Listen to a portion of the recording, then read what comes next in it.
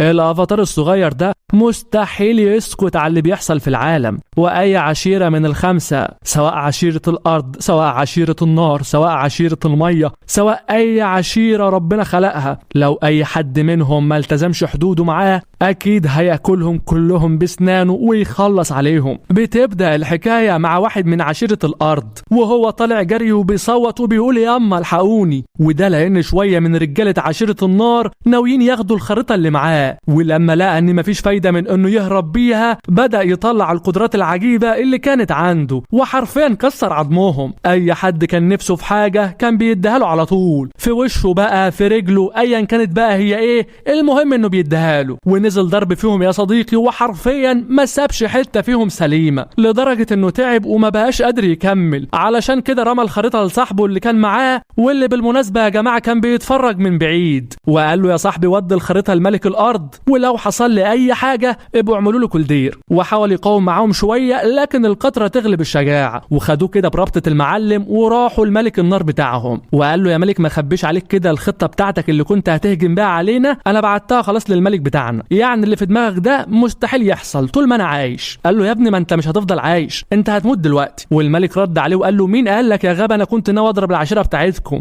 انا عامل الخطة دي مخصوص علشان اخدع بها الناس، وانا اساسا مخطط ان اهجم على عشيرة الهوا. وقال له يعني سايبنا نطحن في بعض من اول المسلسل والحوار بتاعك اصلا مش معايا؟ قال له اللي حصل بقى علشان كده انا لازم اتاسف لك، وقام مولع فيه علشان ما حدش يعرف الخطة الجديدة اللي ناوي يعملها. المساعد بتاع الملك قال له تعجبنا يا معلم، دماغك متكلفة بصحيح، دلوقتي عشيرة الهوا مش هيكون على بالهم خالص اننا هنهجم عليهم لان مشاكلنا مع عشيرة الارض. قال له الملك غبي، انا مش عايز غير واحد بس منهم وهو الافاتار الصغير، لان ده الوحيد اللي ممكن يقف قدامنا في المستقبل. مش كده وبس، مفيش واحد من عشائر الارض ولا المية ولا حتى احنا عشيرة النار نعرف نعمل معاه اي حاجة. بنروح بقى بعدها للافاتار الصغير واللي بيكون اسمه انغا، وبيكون غلبان ولسه ما يعرفش انه هيبقى افاتار والناس كلها هتخاف منه، والعشيرة بتاعته اللي هي الهوا بيبقوا مخبيين عليه حاجة زي كده علشان يقدر يعيش الطفولة بتاعته كأي طفل عادي. وفي الوقت ده بينادى عليه المعلم غوتسو علشان عايز يكلمه في موضوع مهم، وبيبقوا الناس مبهورين بيه جدا وطايرين بيه من الفرحة لانه عنده قدرات خارقة مش موجودة عند اي حد عموما، وان ما كانش ده يبقى الافاتار مين هيكون الافاتار؟ يعني انا. العم غوتسو بيقول له انت ليه ما جيتش التدريب بتاعك زي بقية الاطفال؟ قال له يا عم انا مش حابب العيشة دي، انا عايز اعيش زي اي طفل عادي. قال له ما انت مش عادي، انت لا يمكن تكون انسان. بعدها بيتعمل اجتماع في مجلس عشيرة الهوا، وبيبقوا كلهم عايزين المعلم غوتسو يتنحنح شوية ويعترف للافاتار الصغير بالمستقبل بتاعه وانه لازم يكبر بسرعة علشان مفيش وقت، وملك النار تقريبا ناوي يهجم عليهم ولازم الافاتار يدافع عنهم كلهم، بحكم يعني انه الواد النينجا اللي فيهم واللي معاه قدرات خارقة قادر انه يسحق بها اي حد مهما كان. العم غوتسو بيقول لهم الولد لسه صغير يا جماعة، وقبل اي حاجة هو لازم اساسا يتعلم كل قوة في كل عشيرة. بيروح غوتسو علشان يكلم الولد الصغير وهو مش عارف ازاي هيبلغه بالخبر ده ان هو الافاتار يعني، ولازم يسيبهم علشان يروح يتعلم المهارات من كل عشيرة. المهم ان المعلم غوتسو بياخده عند تمثال الافاتار اللي كان قبله وبيقول له بص يا افاتار يا صغير، كان في ناس قبلك كده كتير عاشوا ودافعوا عن العشائر بتاعتهم، وكل سنة كان بيتولد افاتار جديد وياخد الفترة بتاعته وكل العشائر بتحترمه وبتعمل له 1000 حساب، وبعد كده بيموت. ودلوقتي بقى الدور على عشيرة الهوا بتاعتنا، لازم تسيبنا وتبدأ تروح لعشيرة المية تتعلم القوة بتاعتهم وترجع علشان تدافع عننا، وبعد كده تروح لكل العشاير تتعلم الطاقة بتاعتهم وترجع علشان تدافع عن العالم. لازم تكون قد المسؤولية يا افاتار. وبيبقى خلاص فات الأوان، والقائد بتاع عشيرة النار ادى امر للرجاله بتاعته وقال لهم احنا مش عايزين حته واحده سليمه، وخصوصا الحته الصغيره القرعه اللي هتقابلكم اللي بيقولوا عليه افاتار. بيحاول المعلم غوتسو يطلع شويه المهارات القتاليه اللي عنده، لكن الوضع خرج عن السيطره تماما لان القدره تغلب الشجاعه. في اللحظه دي الافاتار كان خلاص وصل لعشيره الميه، ولانهم من عشيره مختلفه عنهم فبدا الجو يعملها معاه وما بقاش قادر يتحكم في نفسه واغمى عليه. بنروح لعشيره الميه مع بنت اسمها قطاره، بتكون بتتعلم سحر الميه ويعني 5 وخمسة عليها من الحسد، فاشله جدا ومش عارفه تعمل اي حاجه. وبيجي ساقا علشان ياخدها ويروحوا يصطادوا شويه سمك للعشيره بتاعتهم،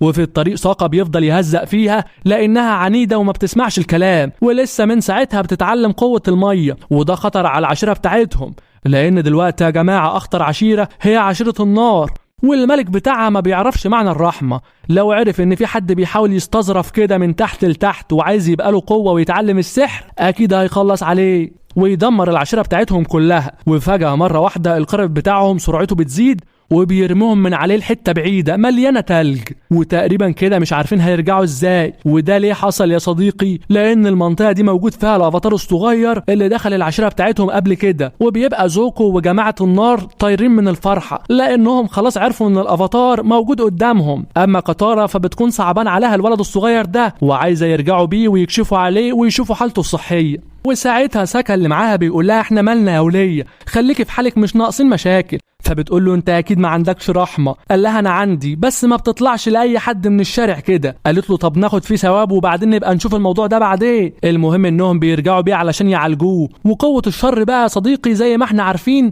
في ملك عشيرة النار وابن اخوه زوكو اللي بيقول لعمه انا شفت نور طالع كده غريب من عشيرة المية، واظن يعني ان ده الافاتار اللي احنا بندور عليه، ولازم نروح دلوقتي عندهم قبل ما يصحوه ونخلص عليه. بيفوق الافاتار الصغير وبيلاقي نفسه في مكان غريب كده مش متعود عليه، وبيشوف شوية اطفال بيلعبوا فبيلعب معاهم لغاية ما بيجي ساكا وبيقول لهم انتوا بتلعبوا مع مين؟ الولد ده هيخليها تتطربق فوق دماغنا كلنا. والافاتار بيقول له انت ما تعرفش انا مين ولا ايه؟ المهم بس فين الطائر بتاعي اللي كان معايا؟ وبيرجع الطائر مرة تانية وبيفرح قوي الافاتار لما بيشوف. وبعدها بيروحوا بربطة المعلم كده للمجلس بتاع عشيرة المية، وبتكون هناك ست عجوزة عايشة من 80 سنة. المهم انها بتحكي لهم القصة من بدايتها خالص، وبتقول لهم على فكرة الافاتار الصغير ده كان متجمد في المية بتاعتنا بقاله اكتر من 20 سنة، والمسكين ما يعرفش ان العشيرة بتاعته اتهجم عليها من ملك النار. بس زوكو ابن اخو ملك النار بيبلغ الرجاله وبيقول لهم احنا مش هنسيب الافاتار الصغير لغايه ما يكبر علينا، احنا لازم نجيب الولد ده وناخده للعشيره بتاعتنا ونخلص عليه. وكاتارا بتتعاطف قوي مع الافاتار الصغير وبتقول له احنا ظروفنا تقريبا شبه بعض، انا كمان لما كنت صغيره ملك عشيره النار هجم على اهلي ودمرهم كلهم. فبيقول لها انت لازم تتعلمي حاجه للزمن يا كاتارا، وبيبدا يشوف مهاراتها السحريه وبتكون حاجه يعني في قمه الفشل ومش عارفه تنيل اي حاجه. فبيبدأ يشرح لها الخطوات اللي ممكن تعملها علشان تكتسب قوة سحر المية.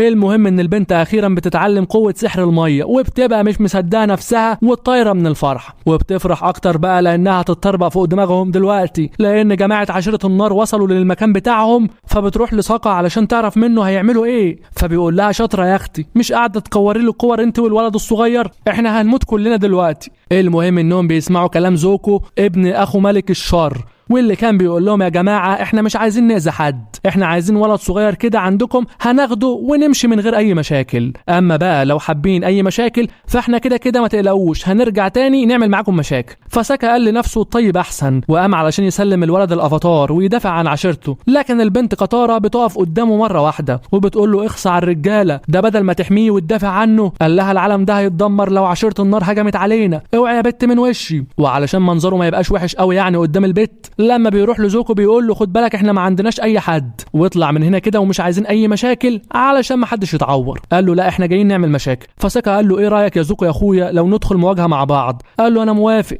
انت مش هتاخد في ايدي ثواني. وفعلا بداوا يطحنوا في بعض، وحرفيا زوكو مسك حته الواد البسكوتايه ده ومسح بيه بلاط العشيره كلها. وقبل ما يخلص عليه بيطلع الافاتار الصغير وبينزل ضرب فيهم، وطلع واد نينجا لحمه نيه ما تتاكلش بسهوله. لكن الحلو ما بيكملش يا صديقي، لانه خاف ان اطفال العشيره يحصل لهم اي حاجه او يتاذوا بسببه، علشان كده قرر يسلم نفسه ويروح مع عشيره النار. بعدها ساكا بيقول لواحد من صحابه انه لازم ياخد مكانه هنا لغايه ما يرجع. فكاتارا بتنبهر بيه وبتقول له اخيرا شفت فيك راجل قوي شجاع، انت اكيد رايح تدافع عن الافاتار. قال لها لا انا رايح اضرب الواد اللي ضربني، ويلا سلام.